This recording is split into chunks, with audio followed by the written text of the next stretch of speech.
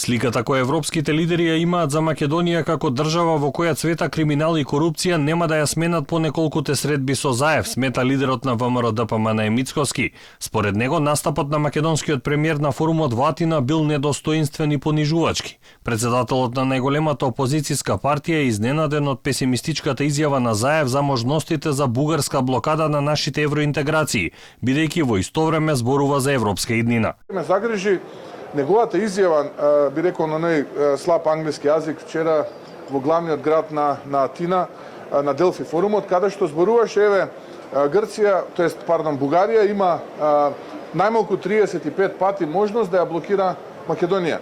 Па за каква европска иднина ние зборуваме, ако ние сме од самиот старт песимисти дека никогаш нема да бидеме дел од таа иднина. Премиерот вчера истакна дека источниот сосед може да го блокира нашиот пристапен процес при секое поглавје, но дека е убеден дека може да дојде до решение. We need only to move one step more.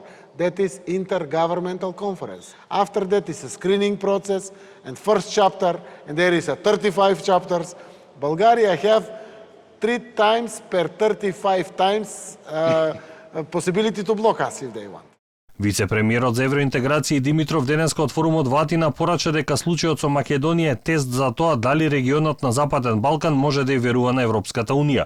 За Димитров погрешна е идејата за раздвојување на Македонија и Албанија.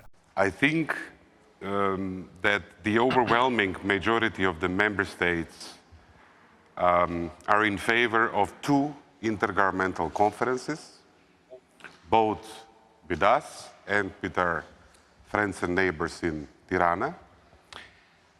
This is our common goal. This is what we work towards.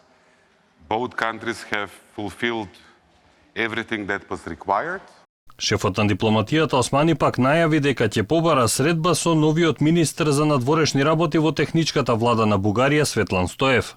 Ние сме посветени на имплементирање на договорот. Сметаме дека тоа е единствениот начин да се нормализираат односите, да се продолжи заедничката соработка и ќе продолжиме да работиме во рамки на инструментите што ги предвидува договорот и затоа се мислам дека е важно да се направи таа комуникација и што побрзо да се свика меѓувладината комисија. Ставот на Стоев и на техничката бугарска влада не се разликува од оној на Захариева. Нема преговори за Македонија без одстапки за идентитетот и јазикот.